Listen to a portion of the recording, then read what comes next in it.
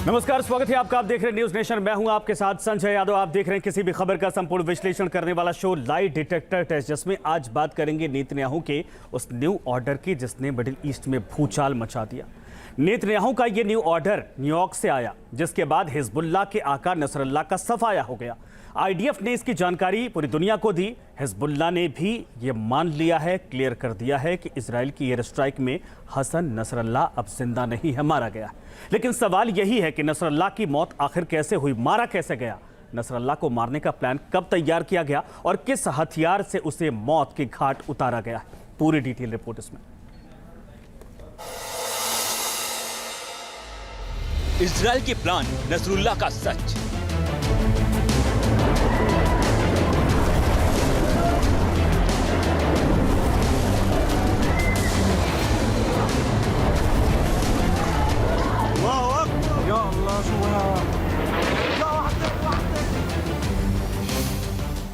धमाका बेरूत में हुआ, कांप गया पूरा मिडिल ईस्ट।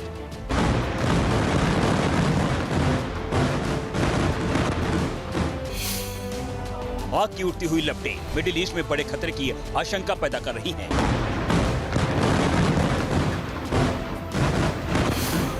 क्योंकि ये हमला हिजबुल्लाह के मुख्यालय पर हुआ है। आसमान से बमबारी इजरायली फोर्स ने की है।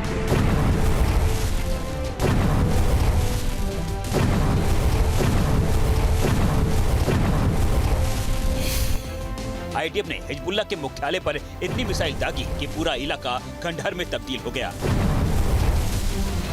आईडीएफ के निशाने पर हिजबुल्लाह का चीफ हसन नसरुल्लाह था। इजराइल का ये हमला इतना घातक है कि इसमें किसी के बचे होने की कल्पना करना भी बेमानी है।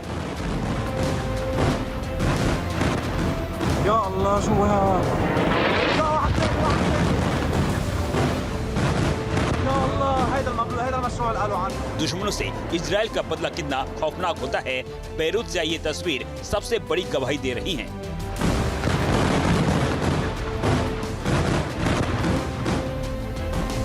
लेबनान पर इजराइल का अब तक का ये सबसे बड़ा हमला है। बेरूत के दही में किए गए हम इस हमले में 6 इमारतों को निशाना बनाया गया है।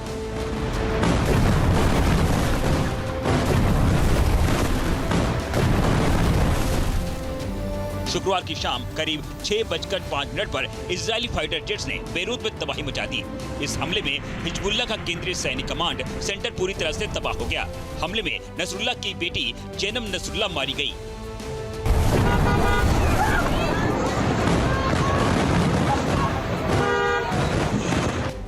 लेकिन सबसे बड़ी खबर तो यह है कि इस हमले में हिजबुल्लाह का चीफ नसरुल्लाह भी मारा गया।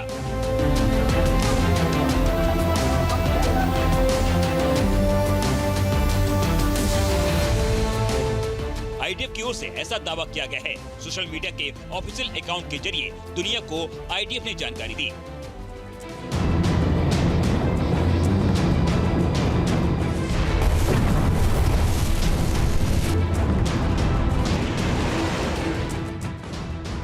आईडीएफ की ओर से ऐसा भी दावा किया गया है कि हमले के वक्त जितने भी लोग हिजबुल्लाह के केंद्रीय सैनिक कमांड सेंटर में थे, सभी मारे गए।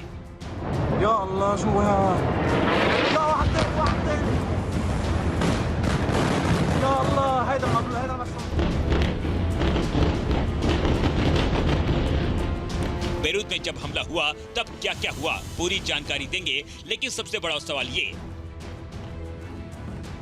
कि आईडीएफ ने हमले की प्लानिंग कैसे की? आईडीएफ को कैसे पता चला कि नसरुल्लाह भी बंकर में मौजूद है? बेरूत में हमले की प्लानिंग कैसे बनाई गई?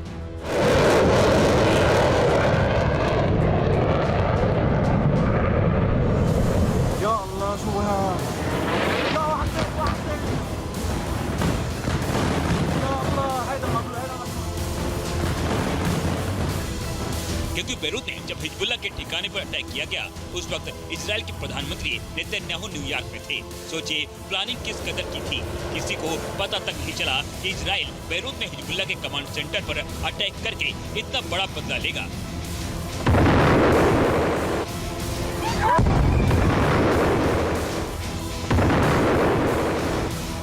महज 5 मिनट में ही बेरूत का बड़ा इलाका धुआं धुआं हो गया।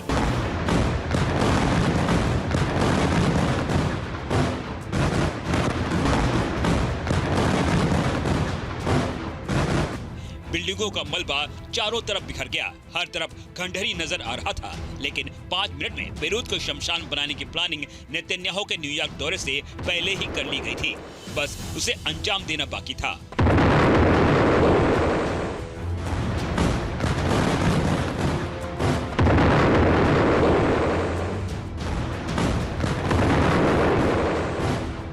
न्यूयॉर्क के मन से नेतन्याहू ईरान के मोहरों हिजबुल्ला, हूती और हमास को लेकर बात कर रहे थे। इधर आइडिया प्लानिंग कर रहा था। नेतन्याहू ने यूएन के मन से 2 मैप दिखाए। पहला मैप दिखाया। This is the map I presented here last year. It's a map of a blessing. It shows Israel and its Arab partners forming a land bridge connecting Asia and Europe between the Indian Ocean and the Mediterranean Sea. Across this bridge, we will lay rail lines, energy pipelines, fiber optic cables, and this will serve the betterment of 2 billion people.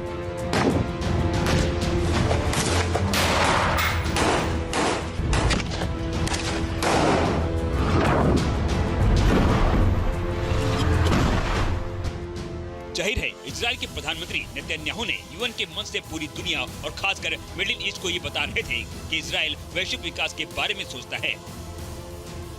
Israel लोगों की भलाई के बारे में चिंतित है। To snap back UN Security Council sanctions against Iran.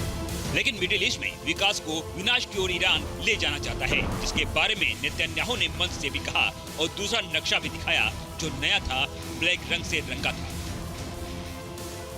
Look at the second map. It's a map of a curse.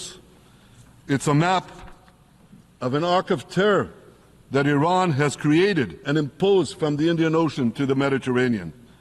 Iran's malignant arc has shut down international waterways. It cuts off trade. It destroys millions, destroys nations from within, and inflicts misery on millions.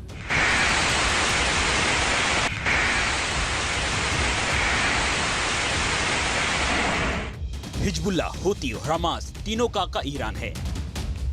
लिहाजा UN के मंच के जरिए Netanyahu ने बिना लाग लपेट के ईरान का नाम लिया। यूएन के मंच से पूरी दुनिया को बता दिया कि इजराइल अपने दुश्मनों को किसी भी कीमत पर नहीं छोड़ेगा। साथ ही ईरान जो बार बार न्यूक्लियर धमकी देता है, उसे नेतन्याहू ने बता दिया कि इजराइल की पहुंच से ईरान का कोई कोना नहीं बचा है जहां तक उसकी मिसाइलें मार न कर सके। इतना बोल्ड स्टेटमेंट नेतन्याहू ने यूएन के मंच से दिया।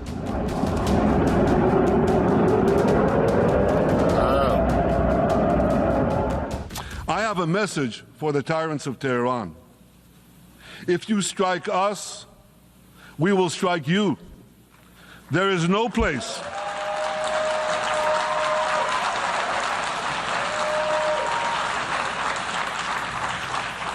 There is no place in Iran that the long arm of Israel cannot reach. And that's true of the entire Middle East. जाहिर है इधर नेतन्याहू ईरान और उसके सपोलों को धमकी दे रहे थे, उधर हिजबुल्ला पर अटैक की पूरी रणनीति बना ली गई थी, जिसको ये 2 तस्वीरें साफ बता रही हैं। नेतन्याहू की एक तस्वीर वायरल हो रही है। बताया जा रहा है कि ये वही तस्वीर है जिसमें नेतन्याहू ने लेबनान में हमले का आदेश दिया। ये तस्वीर नेतन्याहू के ऑफिस की तरफ से जारी की गई है। नेतन्याहू न्यूयॉर्क में थे, लिहाजा उनसे फोन पर बात करके हमले की इजाजत मांगी गई। नेतन्याहू ने हमले का आदेश दिया। ऑर्डर मिलते ही कमांड सेंटर में मौजूद आईडीएफ चीफ और रक्षा मंत्री योव गैलेंट ने रणनीति को अंजाम दिया, बेरूत पर अटैक किया। बताया जा रहा है कि ये दूसरी तस्वीर उसी वक्त की है। तस्वीर में इजरायली रक्षा मंत्री योव गैलेंट मौजूद हैं। एक अंडरग्राउंड कमांड रूम से हिजबुल्ला के हेडक्वार्टर पर हुए हमले को देख रहे थे। IDF chief of staff lieutenant general Herzi Halevi पूरी ब्रीफिंग दे रहे थे। आईए प्रमुख मेजर जनरल टोमर बार्ब और कुछ दूसरे अधिकारी भी इस हाई लेवल मीटिंग में मौजूद थे।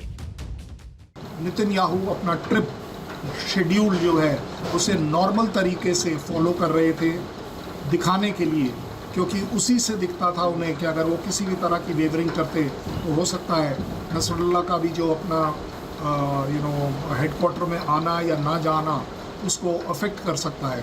सो everything was shown as normal, was part of the plan. और जैसे ही इन्हें पता चला कि यस नसरुल्लाह अपने कमांड सेंटर में आ गया है, तो उन्होंने पूरे के पूरे कमांड सेंटर की 5 या 6 जो भी बिल्डिंग्स हैं उन पूरों को टोटली डिस्ट्रॉय कर दिया।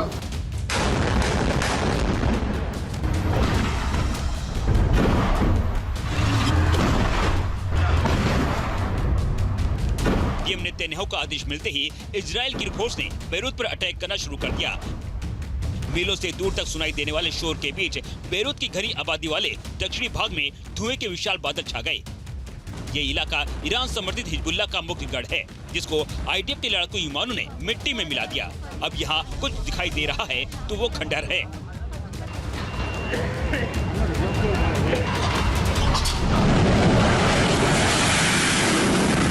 इजरायली फाइटर जेट्स ने लेबनान की राजधानी बेरूत के दही क्षेत्र में बड़ा हवाई हमला किया। उसके बाद जो हुआ वो इतिहास बन गया। या अल्लाह सुभान या अल्लाह هذا المشروع اللي قالوا عنه। आईडीएफ के मुताबिक हिजबुल्लाह का चीफ नसरुल्लाह अब इतिहास के काले पन्नों में दर्ज हो गया है। इसी के साथ ही नसरुल्लाह का टेरर भी इन खंडहरों में दफन हो गया। आईडीएफ का प्लान नसरुल्लाह। बेरूत का दही रिहायशी इलाका है। ये काफी घनी बस्ती है। घनी बस्ती के बीच में ही हिजबुल्लाह ने अपना कमांड सेंटर बनाया था। हिजबुल्लाह को ये उम्मीद थी कि इतनी सघन बस्ती में इजराइल अटैक नहीं करेगा, क्योंकि बताया जा रहा है कि हिजबुल्लाह का कमांड सेंटर एक बंकर में बनाया गया था। ये बंकर आम लोगों के घरों के नीचे बना है। ये इतना मजबूत है कि मिसाइल और रॉकेट के हमलों से तबाह और बर्बाद नहीं हो सकता। लेकिन इसके लिए आईडीएफ ने पहले प्लानिंग बनाई, जानकारी जुटाई कि बंकर में कौन कौन लोग मौजूद हैं, क्योंकि हिजबुल्लाह के निशाने पर नसरुल्लाह था। दुनिया मोसाद को सबसे खतरनाक खुफिया एजेंसी के तौर पर जानती है। मोसाद जिस भी टारगेट के पीछे लग जाता है उसका सर्वनाश समझौता माना जाता है। इजराइल ने मोसाद को नसरल्लाह के पीछे लगाया था और बताया यह भी जा रहा है कि मोसाद के पास जानकारी थी कि नसरल्लाह बेरूत के सैन्य कमांडर में पहुंचने वाला है। इजरायली खुफिया एजेंसी को खबर मिली थी कि शाम 6 बजे नसरल्लाह हेडक्वार्टर पहुंचेगा। यहां नसरल्लाह बड़ी मीटिंग बुलाई थी उसने। नसरल्लाह शाम 6 बजे बंकर में पहुंचा और इसके 5 मिनट बाद ही इजराइल ने हिजबुल्लाह के हेडक्वार्टर पर बंकर बस्टर से हमला कर दिया।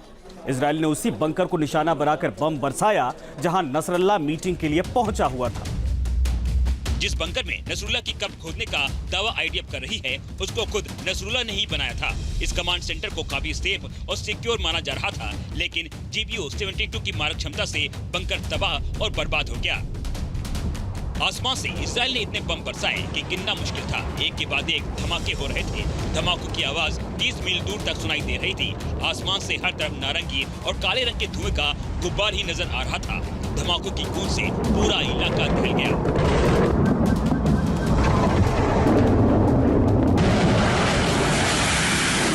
इजराइल की एयरफोर्स जब ऑपरेशन बेरूत को अंजाम दे रही थी, तब कमांड सेंटर से इजराइल एयरफोर्स के चीफ ने पायलट से बात की। कम्युनिकेशन का वो ऑडियो भी वायरल हो रहा है। ניצחון אני מקווה, יישר כוח.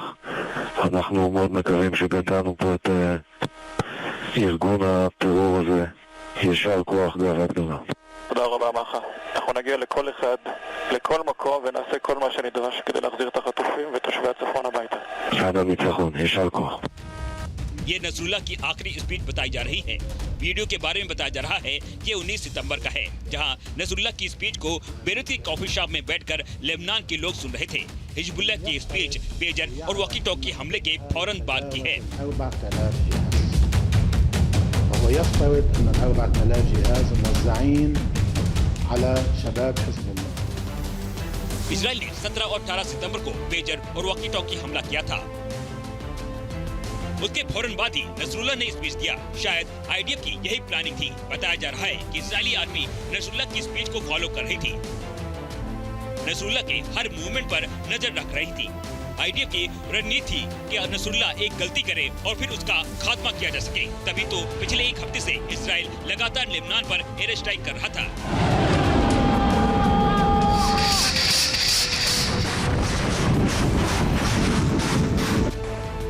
इजराइल की ओर से दावा किया गया था कि हिजबुल्लाह के 90% कमांडर मारे जा चुके हैं।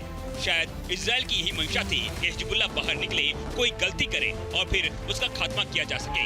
इजराइल की रणनीति काम आई। नेतन्याहू न्यूयॉर्क में थे, लिहाजा नसरुल्लाह अपने फिर से बाहर निकला। बेरूत में कमांड सेंटर में मीटिंग करने पहुंच गया।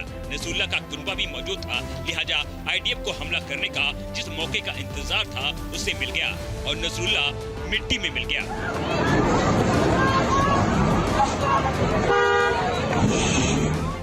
והמסר הוא מסר פשוט, מי שמאיים על אזרחי מדינת ישראל נדע להגיע בצפון, בדרום, גם במקומות יותר... यह हमारी प्रतिभा और क्षमताओं का अंत नहीं है।